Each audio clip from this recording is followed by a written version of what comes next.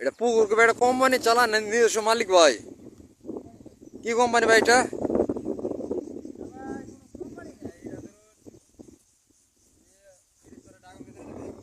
হ্যাঁ, মানে মালিক কে? এটা কোন জায়গার ভাই?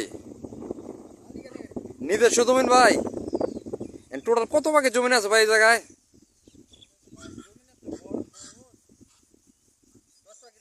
মানে পুকুরটা 10 ভাগে হবে?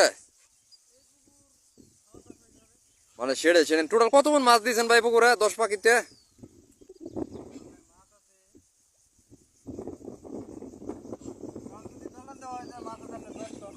মানে 10 টন মাছ আছে এই পুকুরে? পানি কি আপনার ওই সমানে কোমর সমান না আপনি ডুববেন ভাই?